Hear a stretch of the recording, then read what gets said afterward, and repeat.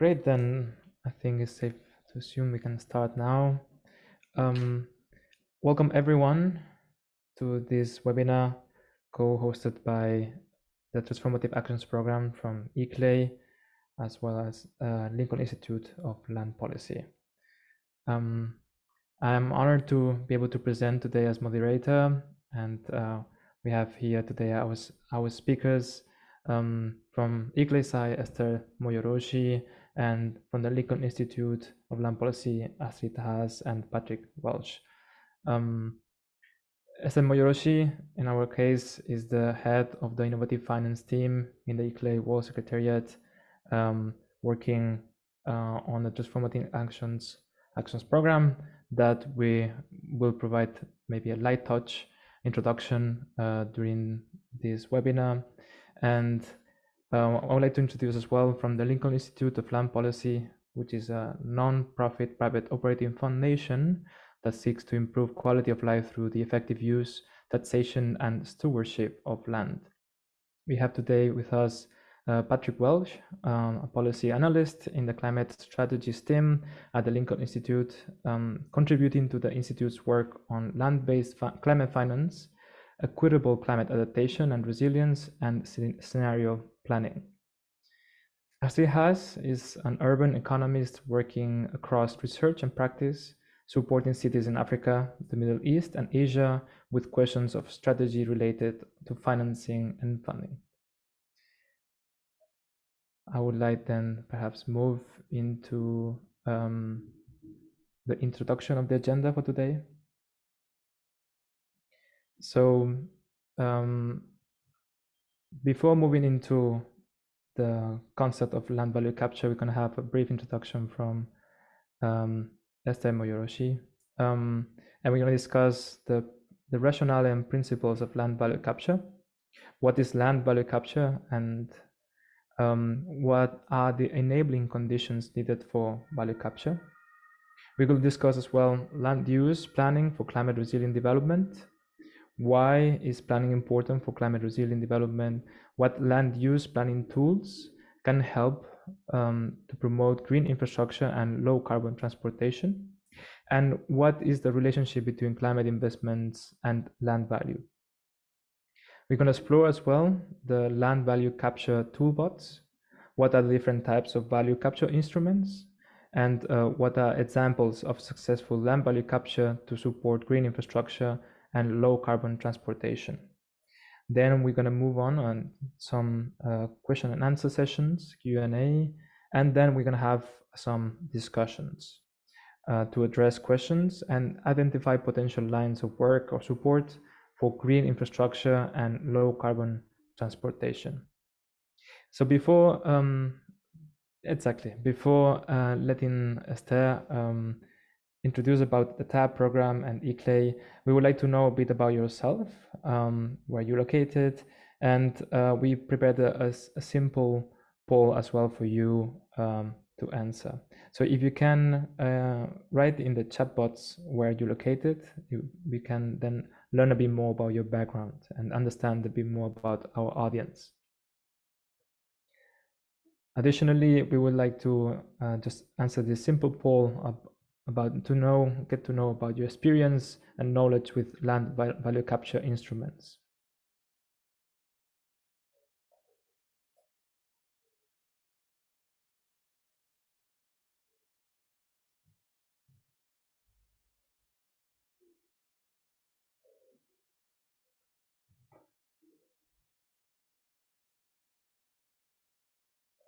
See some answers already. Alberta, Washington DC, Cambridge, Sao Paulo, North Wales, Cape Town. Great, we have such a diverse audience today. San Juan. Lovely.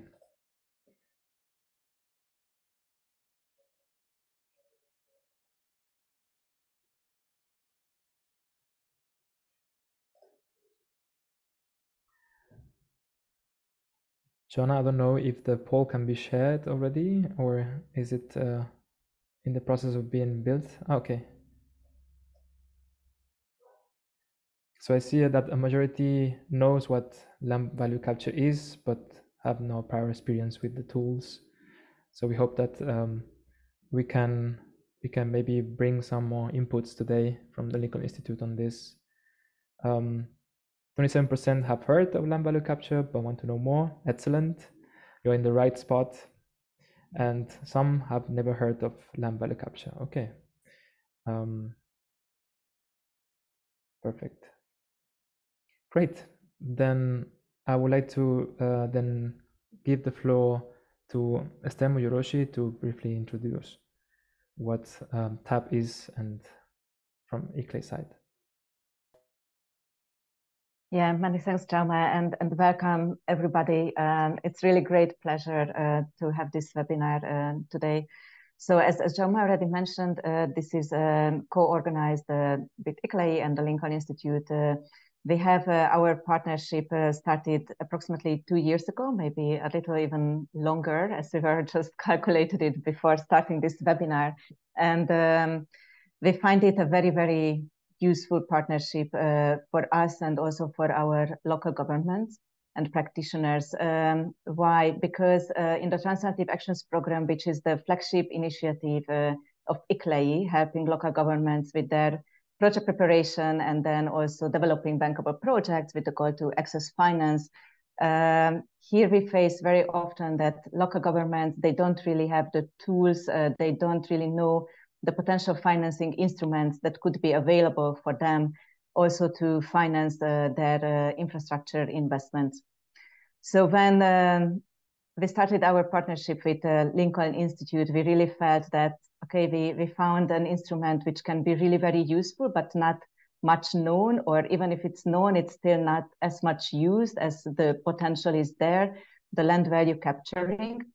We really would like to bring this closer to you. So the Lincoln Institute experts today with us will bring you very practical examples. And also, as I saw in the poll, there are already some participants having examples. So I think we are also happy if you can share your example. But maybe before handing it over to our experts, just a few more words on TAP. So the TAP, it's a project preparation facility and also a project pipeline. We have annual calls and the call is also open now. We will put the link in the chat. So we very much encourage you also to submit your application.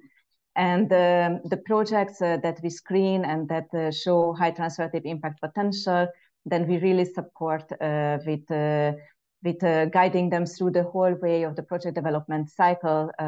So depending, of course, of the maturity of the project already what they have, but from the concept phase till accessing financing, also helping them to find the most suitable financing instruments and also make connection with potential financiers, both public and private. So without further ado, I think you all want to learn about land value capturing. So I hand it over back to you, Jaume.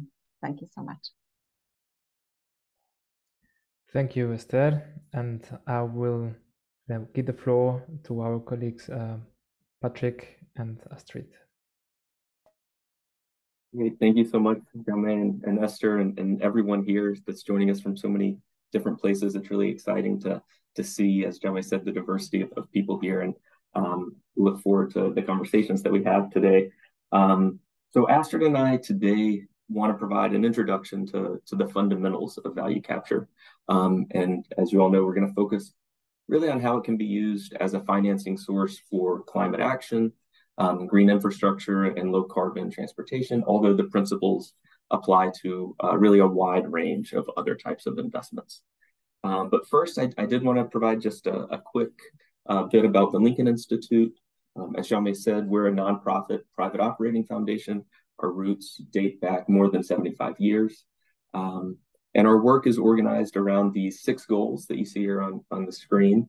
And our main activities include research and publications and events, trainings and capacity building. We really try to bridge the gap between academic research and on-the-ground practitioner needs with the goal to provide implementable land policy recommendations. We work on every continent except Antarctica.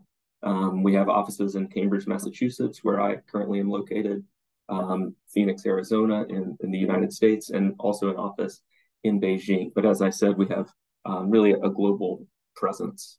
I work in our climate strategies team, and our work in part focuses on research that seeks to expand our knowledge of how land policy can address climate change, including how land markets and property values and public finance interact with climate change, and how land policy can really be used to address multiple issues in tandem with climate change, things like public health and housing and informality and social equity. We've been involved in work around value capture for decades now. And occasionally the climate and kind of sustainability angle was incorporated, but it's really only been in the past few years that we've really started to think about how value capture and climate action and climate impacts relate. So with that, we can jump into the meat of the presentation, starting with kind of the rationale and principles of value capture. So to set the stage, we know that cities and regions across the globe, really in every country, are grappling with a whole host of different issues: rapid urban growth and lack of service land, insufficient maintenance, deteriorating infrastructure, skyrocketing housing costs, kind of uneven spatial allocation of investments and opportunities, limited financial resources, and all of these are compounded by climate change and the urgent need to adapt to the increasing risks, but also reduce emissions. So in the context of all of these issues, how can we promote inclusive climate resilient development? Well, at the Lincoln Institute, we believe strongly that land can be a really important resource to finance equitable climate resilient development and begin to address these issues at least in part. But to do this, places need to both allow, enable, and also improve their ability to do several things. Things like developing urban plans and managing land uses, which brings up issues of enforcement. Need to be able to delineate property rights, start to recoup land values that are created by public action, which is something we're going to discuss in a lot more detail today. And then equitably distribute the benefits and burdens of urbanization. So we'll touch on all of these today, but the core argument really, for myself today, is that land is an untapped financial resource for local governments, which takes us to land value capture. So land value capture is a policy approach. In a sense, it's a philosophy, a way of thinking about how we can manage land and land markets that enables communities to recover and reinvest land value increases that result from public investment and government actions.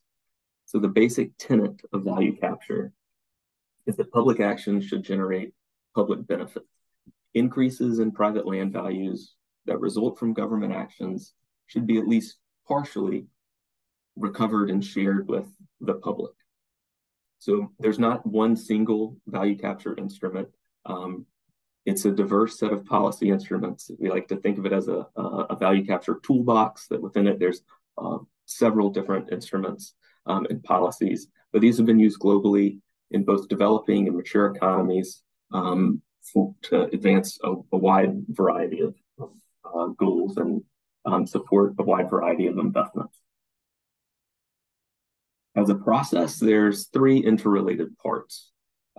First, there's the value creation stage, which is when the government takes some sort of action on or adjacent to private land that results in increased land values. And this can be a physical infrastructure investment, something like a rail line, a highway, a road, sewage infrastructure, or it can be an administrative action such as a zoning change or building regulations. The next, there's the value capture or value recovery or value sharing stage, which is when the value increase is recovered by the public, at least, as I've mentioned, a portion of it. So this is when the actual mechanism of value capture comes into play. And the choice of which instrument is going to depend on a lot of factors, potentially how the proceeds will be utilized, the type of action that is generating the value, and several other kind of local contexts. And then finally, there's this value distribution stage, which is when the recovered land value is reinvested in public benefits. And this is a really fundamental step, and it's key to the perception and success ultimately of value capture. The funds that are recovered should be used in a way that promotes equity and generates a real, like a tangible public benefit.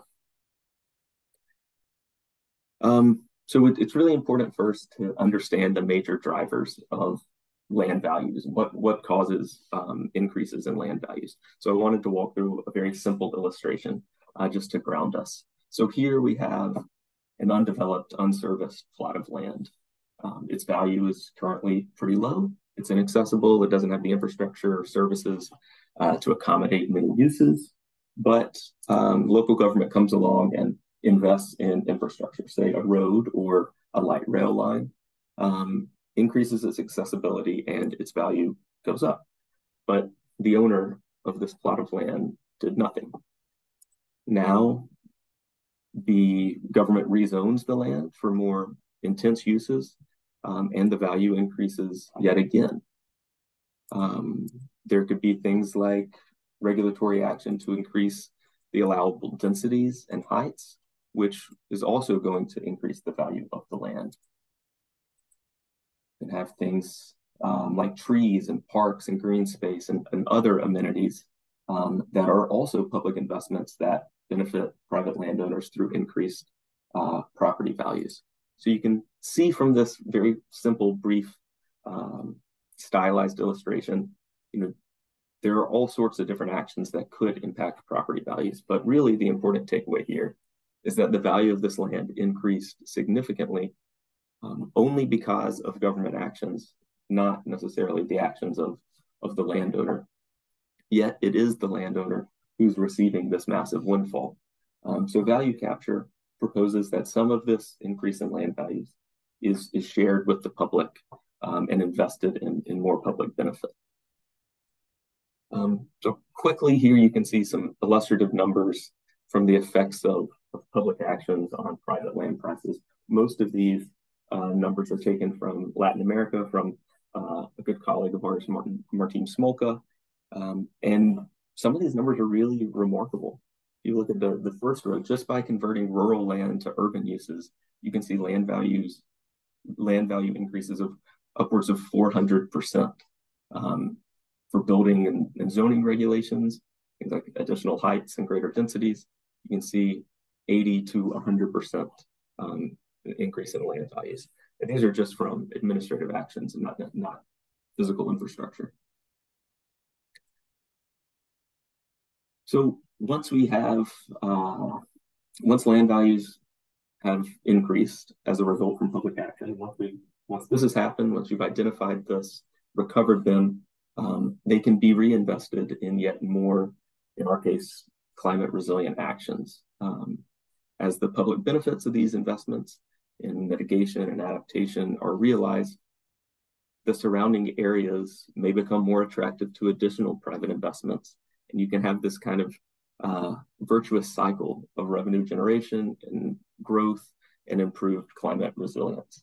And this is especially true in rapidly urbanizing regions where there's a need to be really forward thinking in terms of infrastructure planning and financing in advance of growth, before the growth occurs.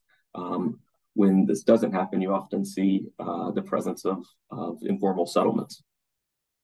I do want to note that revenues from value capture are not the silver bullet that are going to resolve all of your budget limitations and clear all your project backlogs on their own. But they do represent a really important own source revenue that can supplement additional sources of financing and even be used to leverage more additional sources of financing. But beyond just a revenue source, the success of value capture is really tied to proper land management and planning, which itself is really valuable and can influence land markets and development to be more climate resilient. So there are some conditions necessary for the implementation of value capture. It requires, a good bit of local capacity. The successful implementation requires strong management skills to deal with the many complex factors and diverse stakeholders. But it also requires the proper understanding of land markets and market conditions, a comprehensive property monitoring and registration system, really fluid and open dialogue across many different departments in the city or at different levels of government, even from fiscal and the planning and judicial entities. And the political resolve of local government leaders is a real important factor in the success of value capture.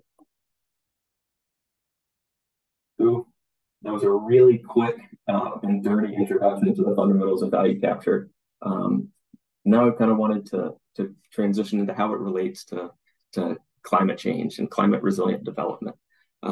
So first I want to go over the really critical role cities and local governments play in addressing the climate crisis, which I know is something that you all are very much aware of. So we know urban areas play a significant role in contributing to climate change and will increasingly do so as more people move to cities. But in addition to contributing to climate change, cities are some of the most vulnerable areas to climate impacts. So cities are at once sources of climate forcers, but also really important sites for innovation in adaptation and mitigation and the implementation of sustainable development. About 70% of the known climate solutions are located within subnational boundaries, so getting to these more local, regional levels. And land policy can play a major role in reducing greenhouse gas emissions at the local level and adapting to the local impacts of climate change. More compact development reduces emissions from transportation, and green space, nature-based solutions can help absorb carbon from the atmosphere, reduce temperatures, and manage stormwater. So there are tools out there we know of that can help transform urban areas to be climate resilient. And these tools are often rooted in land use planning, which is the process, the collection of instruments for sustainable land management. Planning creates these conditions that are required to achieve the type of land use, the city, the urban form that is environmentally sustainable, socially just, and desirable, and economically sound. So land use planning provides all of these tools and processes to identify the local solutions, to use land, infrastructure, and resources to build climate resilience. It's a spatial-based strategy that considers all of these questions you see here and more, all of these layers that you see here, and data points, flood zones and risks, parcels and land ownership, and the way population and jobs are distributed across the land cover, vegetation, habitat, elevation, topography. All of this comes together in order to best delineate and combine uses in a way that advances the economic, social, environmental, and climate goals of the community. And I wanted to quickly highlight three important planning principles for climate resilience. First is the need to embrace nature-based solutions. And green spaces and natural infrastructure provides a wide range of benefits that both store carbon, mitigate hazard risk, clean air, improve our overall health. We know urban green space is very effective at cooling places. It can be more than 10 degrees cooler than places without vegetation. But they're also really good at slowing down and capturing stormwater and mitigating floods. There's a need to ensure your building and land use regulations can support compact transit-oriented development. This idea of transit-oriented development is a concept that encourages compact, higher density development along transit corridors. The idea is similar to the new word, maybe 15-minute city, but you want to create easy access for all your residents to access different types of spaces where they live, where they work, where they recreate, all within close distance of either high quality transit or a short walk. This not only lowers transportation costs, but also decreases emissions. So to do this, there's a need to coordinate development with the infrastructure systems in a way that you're accommodating the increasing impacts of climate change, or moving people out of harm's way, but also reducing our reliance on automobiles. So building and land use regulations are really key tools to establish the rules on what can be built where, how it can be built, so that you're supporting this mixed use compact development instead of the sprawling development that is contributing a lot to the climate crisis. But throughout all of this, there's a really important, it's really important to center equity and inclusion in all of these processes and decisions. Thinking through who has access to these services, these amenities, who has access to quality housing, who are the most vulnerable, who are not included in the planning process, and how can we incorporate them. So quickly, I just wanted to highlight these.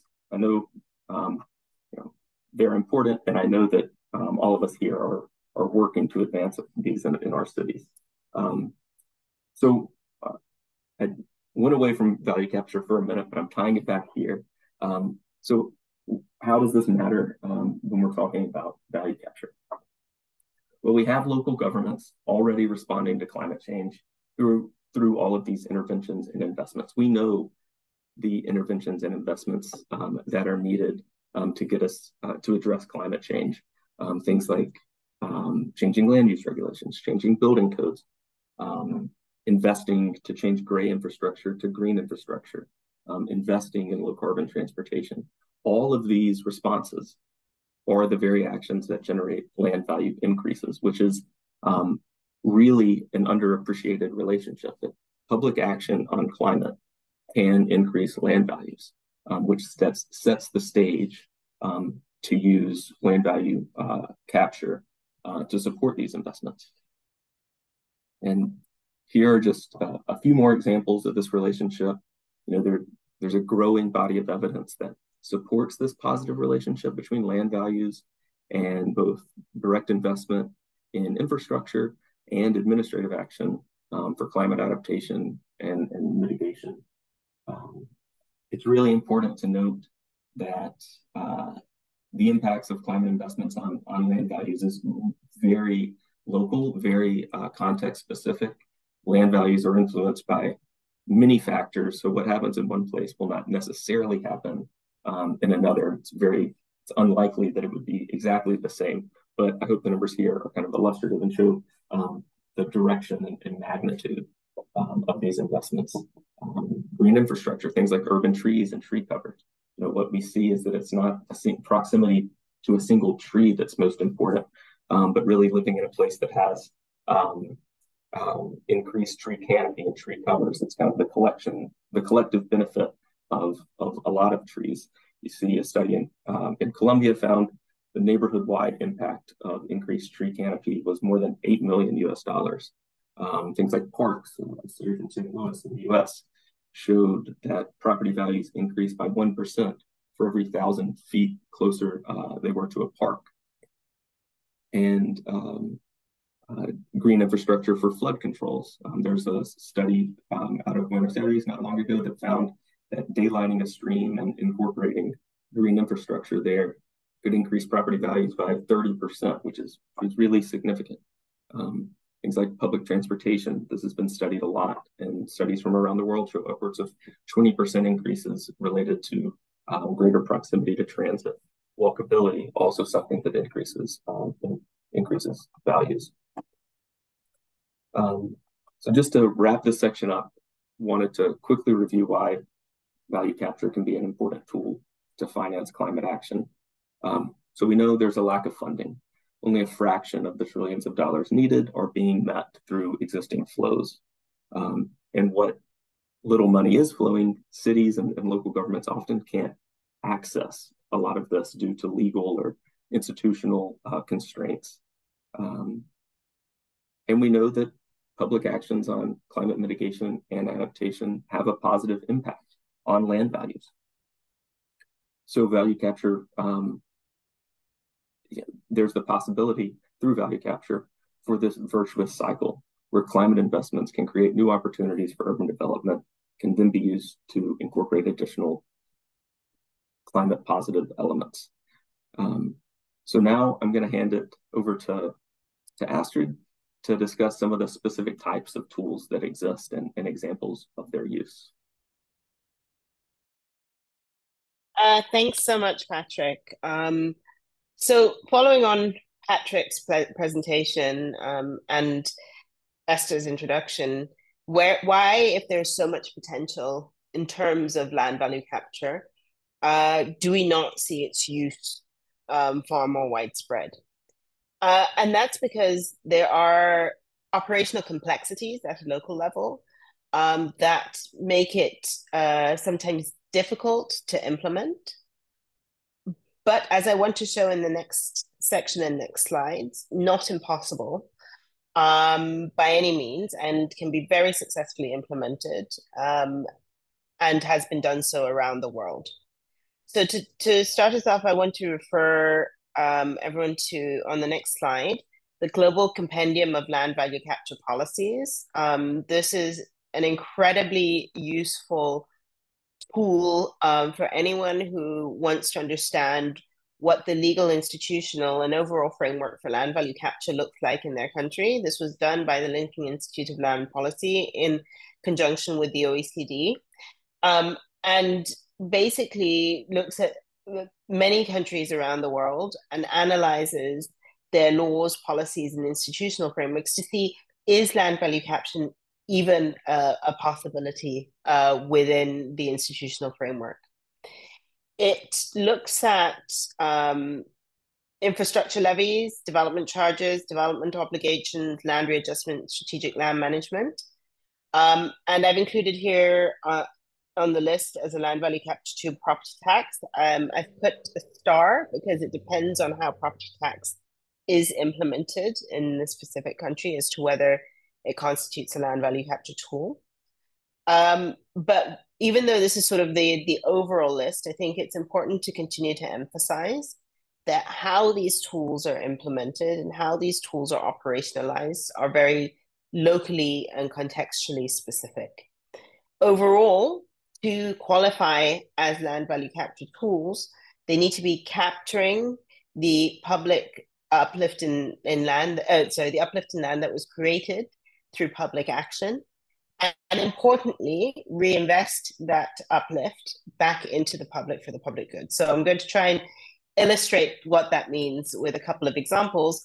I see from the audience and from the introduction, there's a lot of people from different countries and cities where this has been implemented who may have actually more illustrative examples when it comes to the discussion. So I'll look forward to your input on this. Next slide, please. So just to emphasize the point, most, if not all countries use some form of land value capture, at least on an occasional basis. It may look very different. It may not be called land value capture in that country, but there are different tools that are used there. Some countries use it more than others, and the map that's been generated here comes from the data within the Global Compendium of Land Value Capture. And places like Chile, India, Turkey actually have provisions for the use of all of the 6 instruments. Just a subset, there are other countries that have these use. Some countries, like my own country, Uganda, has very, very stringent regulations against the use of land value capture and other more broader land-based financing. But even in those contexts, you find some land value capture taking place in the form of land readjustment, which I'll come to shortly. Next slide, please. So unlike Patrick, I'm not that great at putting together fancy schematic diagrams. I am very good at clip art, so you'll forgive me that my diagrams are very clip art based, but I hope they bring across the point. So Patrick noted that, there are 2 major ways that value of land is increased. One, is through rezoning. So when land moves from becoming agricultural land to urban land, it increases in value. And we see that a lot in rapidly urbanizing places, most notably at the moment in the African context, where land values are increasing exponentially. There are places, for example, in Addis Ababa, Ethiopia, where land values rival those of Geneva, Switzerland. So we see significant land value increases through land being converted from agricultural to urban land. Similarly, as Patrick mentioned, and this is the diagram below, when public infrastructure is put in place, the value of the land and of the properties around that public infrastructure also increase, because now they're, in this case, it's a public road, they're better connected. If it was a water network, they would have more water. In both these cases, the value increase has been generated by the public action, in this case, government's action. It's only the government who can rezone land. It is generally the government that invests in major infrastructure, core infrastructure. But without any instruments in place, the surrounding properties or the surrounding landowners would be the ones who benefit from this land value uplift. So one way to prevent that, or to recapture that value and be able to invest it for the public good, is through land value increment taxes in the case of rezoning, and infrastructure levies. Infrastructure levies in the case of where infrastructure is done. Infrastructure levy, which is the tool that I'll just give an example of, are basically where the surrounding properties or the surrounding landowners that benefit from that infrastructure being put in place pay a levy or a fee that is equivalent to the value uplift that they've got, often calculated by the cost of infrastructure and divided by the number of properties that are benefiting from that. Next slide, please. And for those of you who have said that they have heard of land value capture, this is probably an example you would have seen. And if you haven't seen this example, the other example you would have probably seen is the one from Bogota in Colombia, or Medellin in Colombia as well, which have used betterment levies quite successfully. This is from Cuenca in Ecuador. And in Cuenca in particular, over the last 10 years, through various public works projects, sorry, actually the date, my date is wrong, it's now probably around 15 to 20 years, they've, through public works projects, collected approximately $200 per capita in terms of infrastructure levies that have helped fund public infrastructure within the city. In the year, and $200 per capita may not sound huge thinking per capita terms, but just to calculate that, or to think about that more broadly, in the year 2010, that was the equivalent of $12.4 million US dollars. And what they found is that in Cuenca, 90% of households actually pay what they're meant to pay in terms of the infrastructure levy. And there are only 3% who are fully non-compliant. This high compliance rate is because the levy is directly tied to visible infrastructure investments. People see what they're getting for their money. And so that's very important. It's capturing the uplift, but it's directly investing it back in infrastructure that people see, and that increases the willingness to pay the levy. Next slide, please. Again, a simple clip art diagram. But Patrick sort of presented a fancy version of this before. When we're talking about, expanding land rights, we can talk about it horizontally, but also we can talk about it vertically, which is air rights, so building upwards.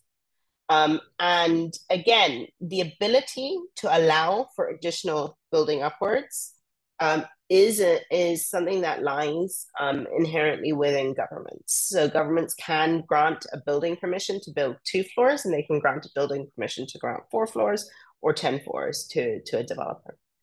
Now, if you have a piece of land and you've built 1 floor versus if you have a piece of land and you built 4 floors, you have a lot more value as a developer if you have 4 floors, because you can rent out 4 floors worth of units versus 1 floor worth of units. And so why shouldn't you be paying for the ability or the privilege to be able to build upwards? Again, that privilege has been granted to you by the public or by the government in this case. You are, if you're not paying for it, you're going to get the full value of being able to do that. So in some cities, they have successfully implemented the ability to get developers to pay for additional air rights, which are the rights above what is actually allowed to be zoned in that particular area. Perhaps the most successful example of this, again, I saw someone on the next slide, please, Patrick. I saw someone from Sao Paulo is here, so they'll be able to probably speak to this more. But is Sao Paulo in Brazil? And in Sao Paulo in Brazil, they have actually zoned, I think, most of the city at 1 floor to area ratio, and everything that needs to be built above that needs to be paid for. The additional innovation, and this is where local context becomes really specific, because this is an innovation that Sao Paulo itself put in, is that they said, okay, we don't know how much to value building upwards. We don't know as a city how much developers are willing to pay. So guess what? We're going to make developers bid for this. So they have an instrument called CPACs, which are essentially the ability to bid as a developer to build upwards. And that way it takes the onus of government from trying to estimate how much they should charge developers for additional air rights, and also potentially generates even more revenue, because for those areas where the government may have undervalued what developers want to build upwards, they now don't have to decide themselves. It's decided in an open market process. So this is the case of Sao Paulo in Brazil. I should note the reason, some of these examples will be familiar to you, especially if you've come across land value capture tools, is not only because they've been so successful in being able to capture value, but also because we're yet to be able to, in many cases, replicate the success. But I think what makes the success in places like Cuenca and in Sao Paulo is they've taken the concept of land value capture, and they've taken the concept of Cuenca and infrastructure levies, and Sao Paulo in terms of the sale of air rights, and they've made it their own, and they've contextualized it, and they made it work for their own real estate, property, and land markets. Next slide, please.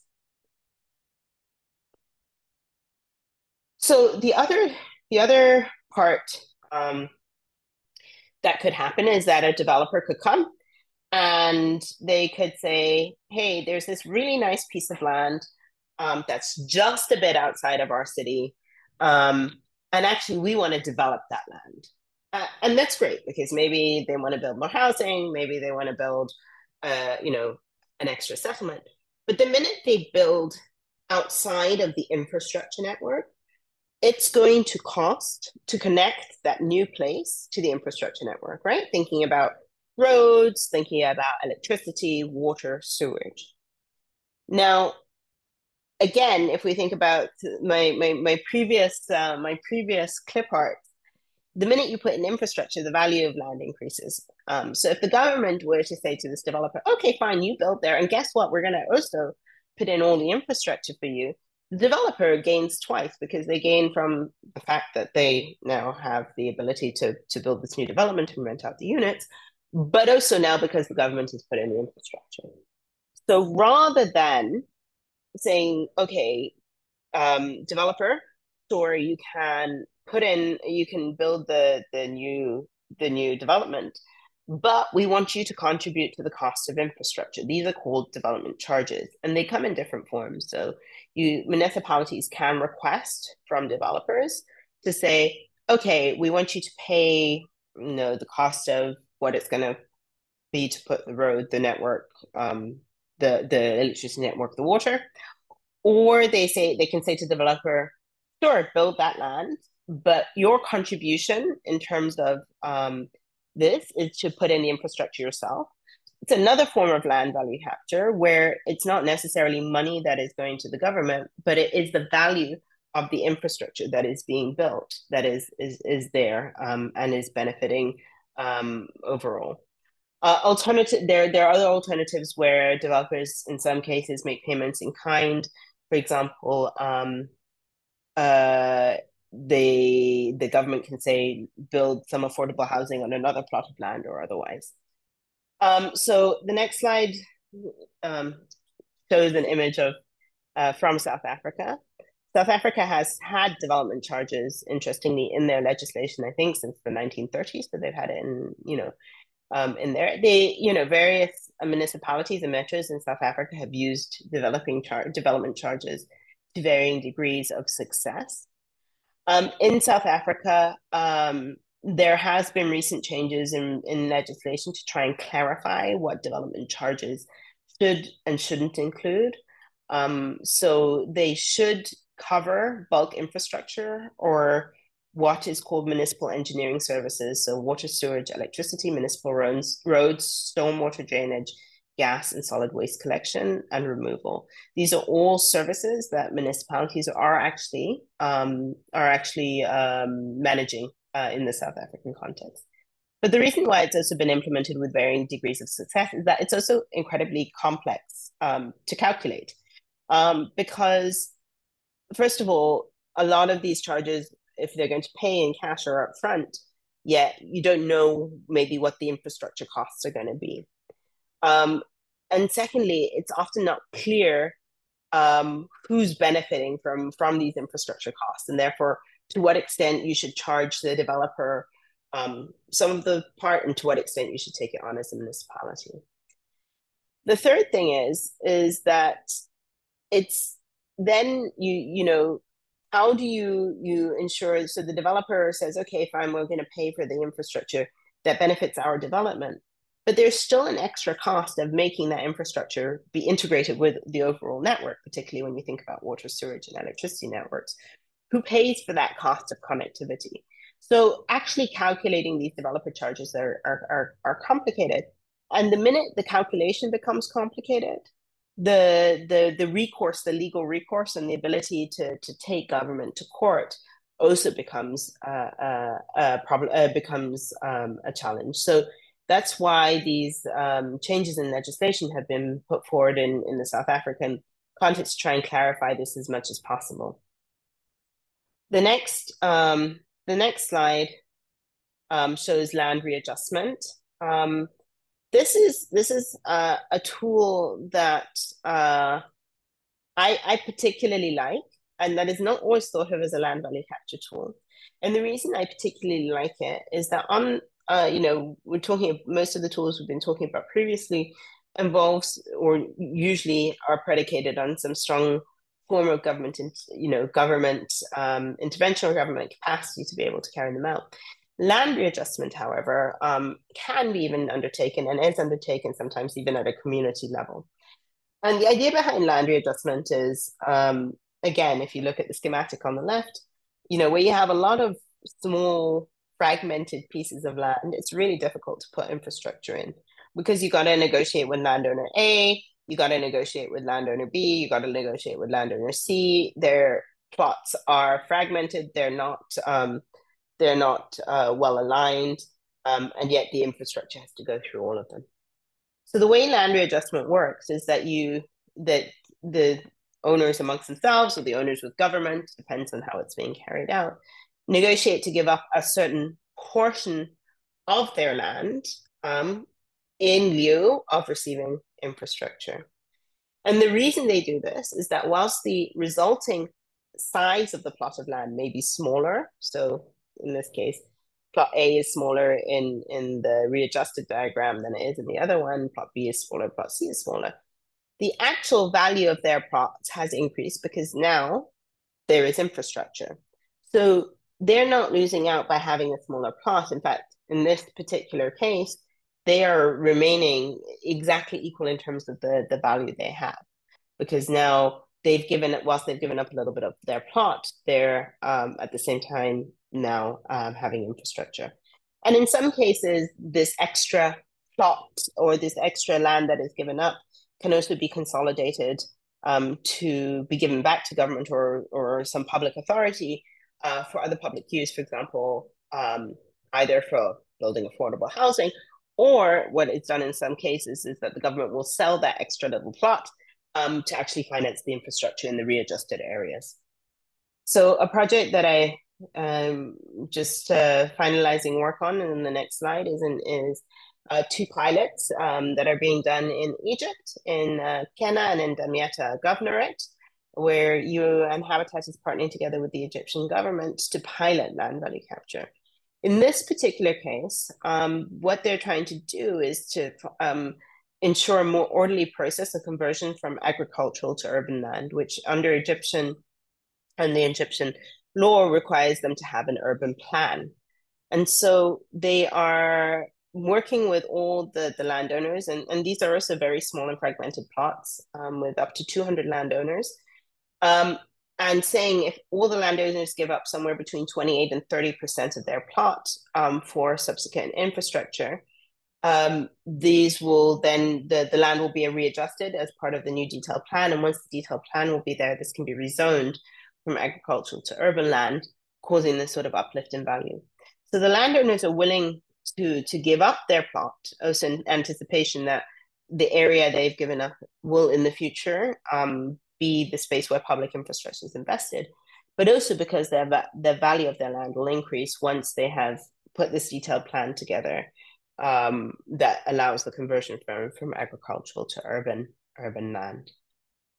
Now, the final, last but definitely not least important instrument I want to talk about, because it's probably one of the most common instruments across the globe, but often also not always considered or not always perceived to be a land value capture tool, but in many cases it is the property tax.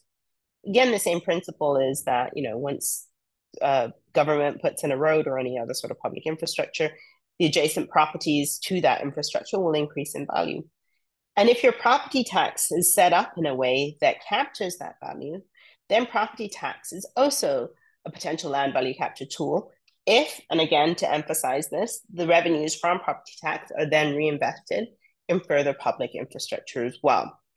So a place that has done this, and perhaps the most famous recent reform and very comprehensive reform of property tax is actually from Freetown in Sierra Leone. They've undergone a massive property tax reform over the last couple of years. And in particular, Freetown has moved from a property tax system that wasn't capturing land values. So it was an area-based system. So basically you paid based on how big the square foot of your house was. And the reason that doesn't capture value is because you can have, let's say, a shack in an informal settlement of 10 meters squared and a mansion that just is 10 meter, that has maybe the same area, but you're not capturing the value, the difference between a shack in an informal settlement and in a mansion. So what they have done is they've introduced what's called a points-based system that takes into account some of the value that is created, not only by the quality of the property itself, but also by the surrounding infrastructure. I put a picture here of the mayor, Freetown Mayor Sawyer, because I think the lesson from the Freetown property tax reform is that reform is absolutely possible. This reform was also pushed through during COVID times, so not during the easiest times to do tax reform. Reform can be successful. So the estimated potential increase in property tax revenue in Freetown is a 5-fold increase from what it was before. But and this is where Mayor Sawyer plays an incredible role, reform requires leadership. And so to be able to, reform requires leadership, and it requires very much context specificity. So the image you see on the screen is part of the Freetown property tax reform cadastre register that was created specifically for that city, within that city, to help with their own. So their property tax reform program and their current property tax system is very specifically built to the capacity, capabilities, and needs of the city. and was being able to push forward due to leadership. So those are just a few of the different examples, again, from across the globe to show it is possible. It is possible to also create large amounts of revenue, but it will only work if there is also perceived benefits from the public of this, such as in Cuenca, where people are actually paying because they see the infrastructure come. And it really needs to be, the tools are there, the toolbox is there, but to overcome the operational challenges, contextualizing and localizing the toolbox to your city, to your project, to your area, to your community is critically important. And this is where we would like to take the discussion moving forward. But before we go there, let me just hand over to Patrick to conclude on some of the resources that are available to support this. Thank you so much, Astrid. That was really wonderful, and I think helped kind of ground some of the theoretical things that I had discussed into practical examples. So we realized that this was a very quick introduction to value capture, and hopefully we've piqued your interest some and you want to learn a little bit more. There are lots of resources on our website at lincolnints.edu. The link is there. These are a few, including the more recent. It's not as recent as it once was, but about a year ago, the Global Compendium of Land Value Capture Policies, but several others, including some region-specific publications. Beyond those, we also have a nice explainer video that was released recently that walks through a lot of these different tools that we've discussed today and several others. We have a webpage dedicated to the use of value capture and other land-based financing tools specifically for climate action, which compiles a lot of the emerging research that's coming out, and several others here. We can distribute these slides, so you'll have these links, but you can go to our website and there's a lot of other resources.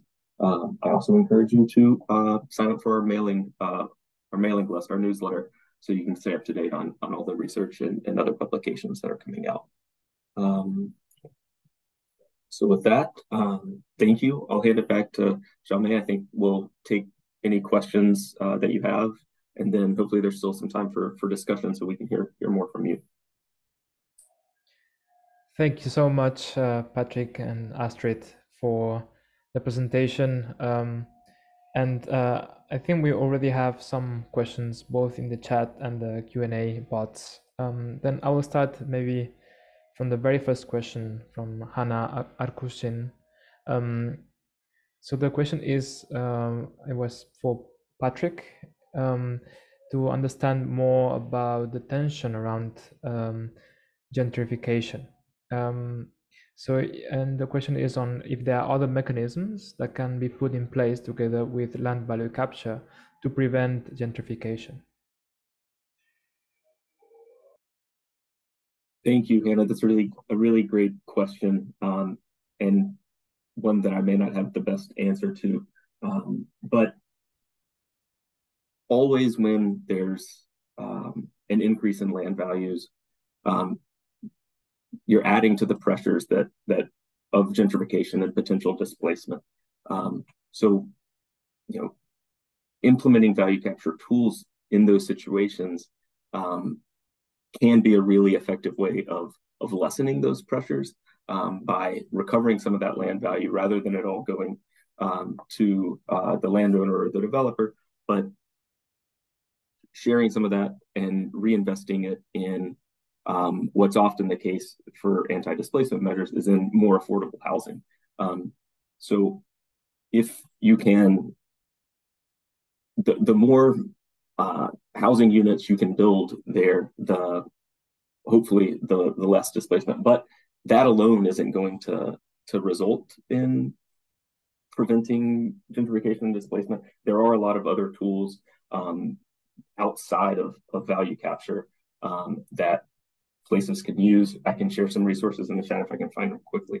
But kind of more traditional anti-displacement strategies around rent control and rent caps things of that nature. Astrid, do you have anything you'd like to add there?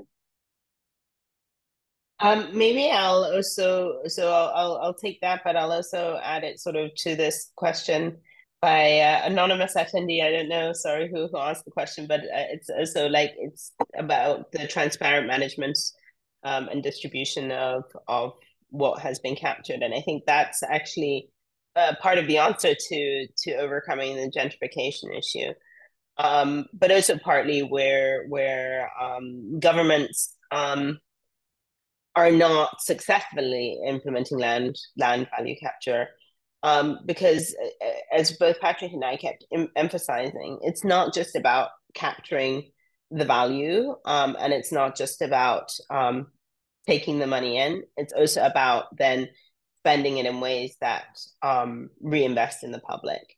And in this particular case, to the gentrification question, it will be about the actions that can be done to protect vulnerable communities, to the impacts of increases in land value, and that in turn requires the transparent management and distribution of this, of the gains from land value capture.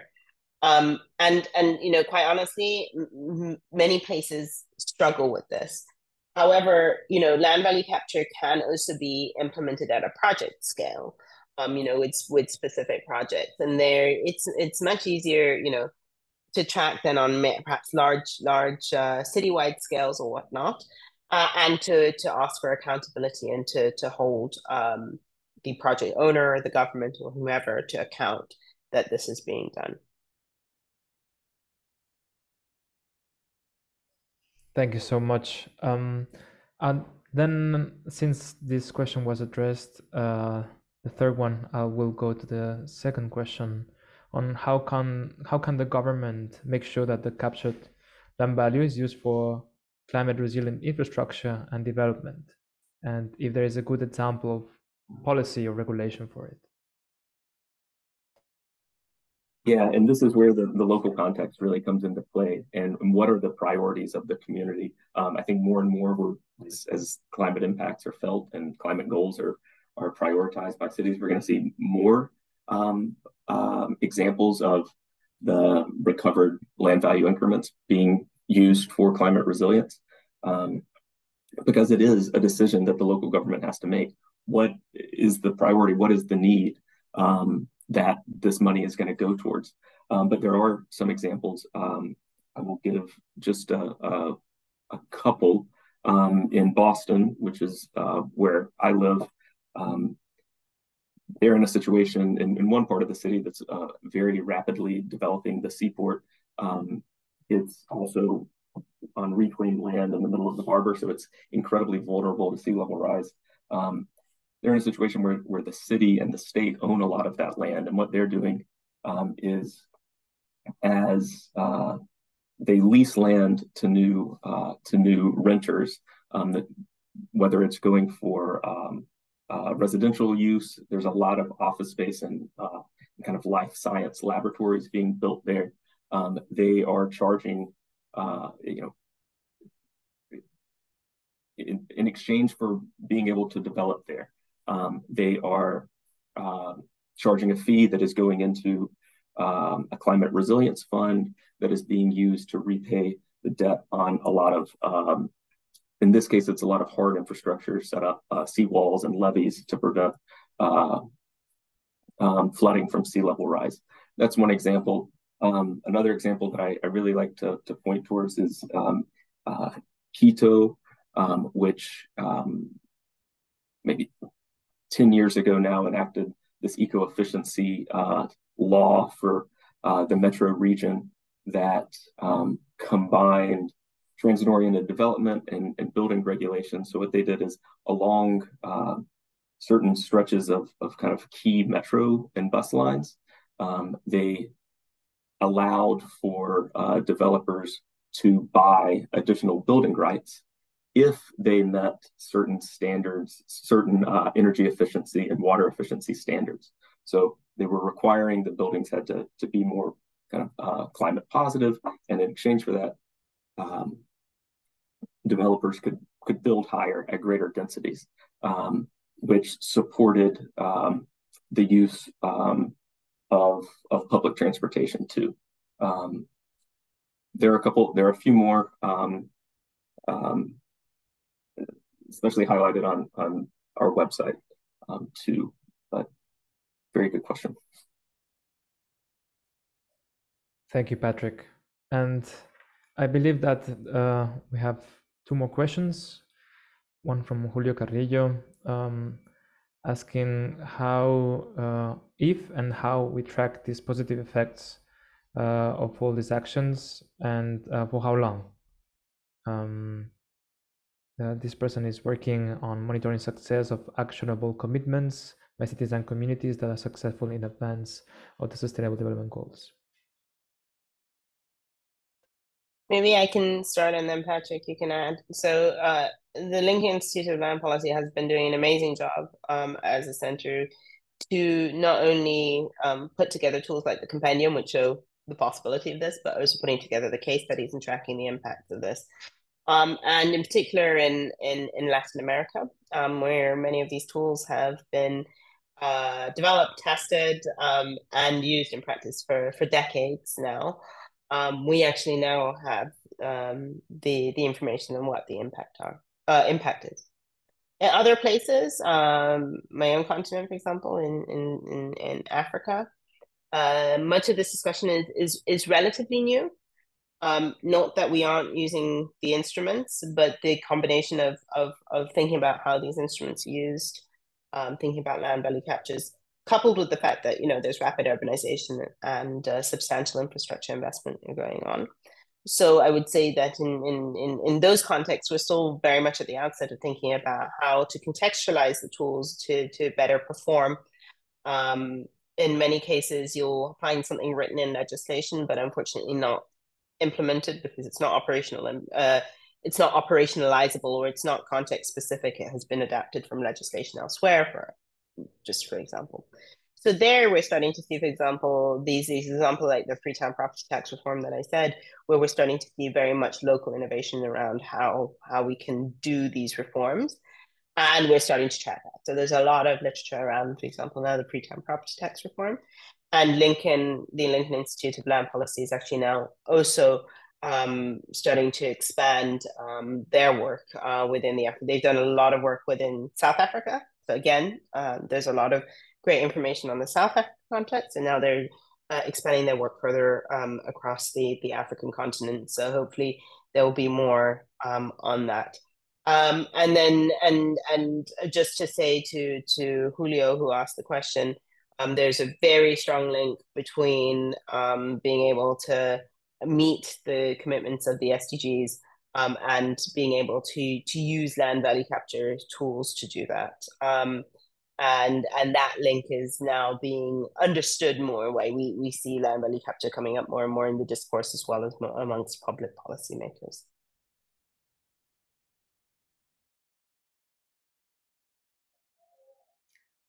Thank you very much, Astrid. We have one more question from Carlos Duran, and this time is about infrastructure. So how will you propose to finance the pavement of a main street on a development built in a peri-urban area where the municipality doesn't have the resources to do it now? So the development is middle class mainly, and it has around 200 families living now, but can get up to 500. I'll provide a quick answer and see if, Astrid, if you want to join in. Without knowing much, it's difficult to say exactly. So what I am about to say is just perhaps take it with a grain of salt, because I don't fully know the context and challenges. But the example you're illustrating seems like a potential use for a betterment levy. It's something that in Colombia has been used specifically for paving roads and expanding roads. So there is a history of using betterment levies for this type. When you say that there's currently around 200 families living there, but it can get up to 500, then you can also start potentially looking at upzoning and charging for those additional building rights if there is that capacity there. Those are two quick suggestions that, Astrid.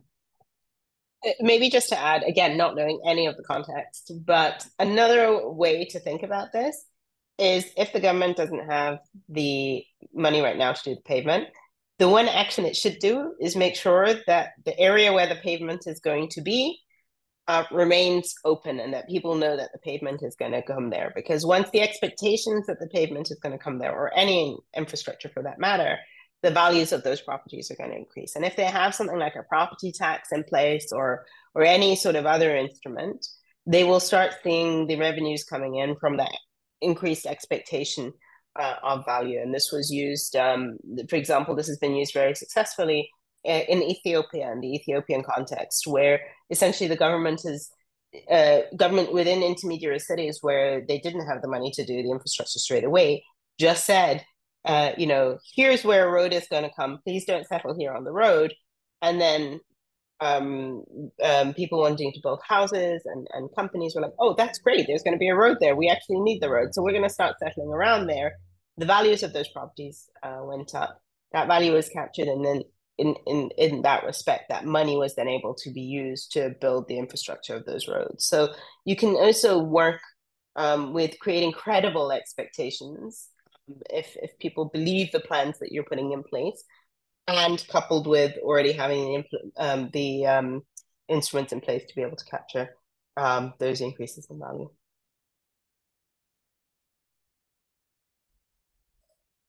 Great. Thank you so much, both Patrick and Astrid, for the answer. And I don't see any more questions in the question and answer bots. I have seen actually one question whether this presentation will be available online. The presentation can be shared with all the participants, and this webinar is being recorded, so it will be published on YouTube as well. I see a new question from Barnislav Machala. Apologies for the pronunciation. Are there any ongoing international initiatives or platforms that other actors interested in land value capture could join? Thank you.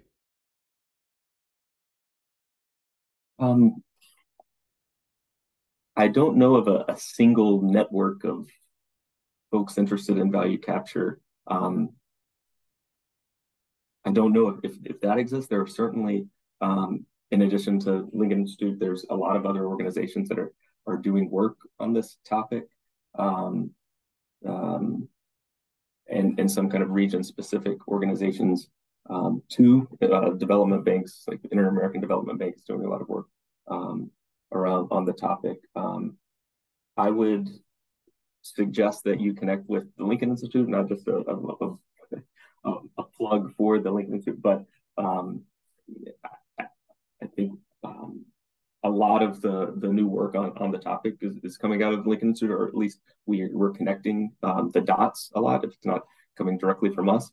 So I'd encourage you to connect with our newsletter.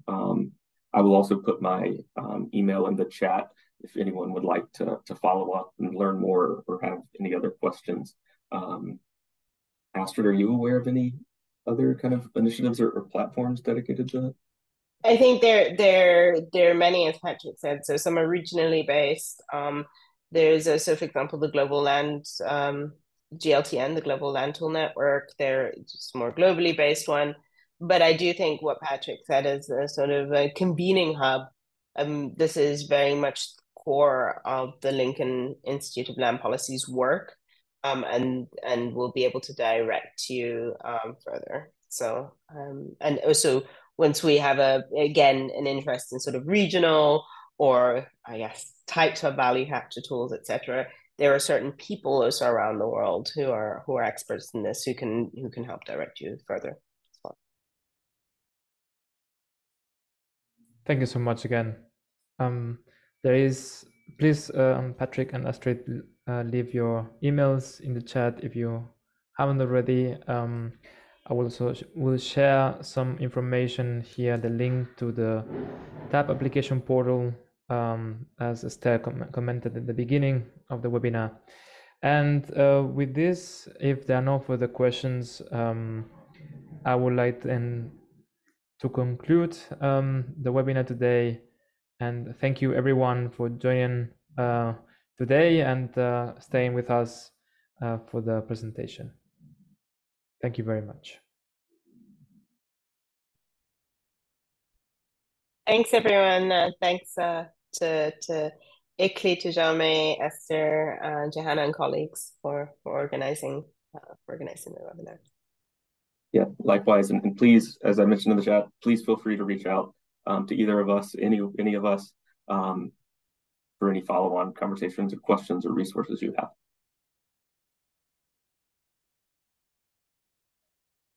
All right. Bye, everyone.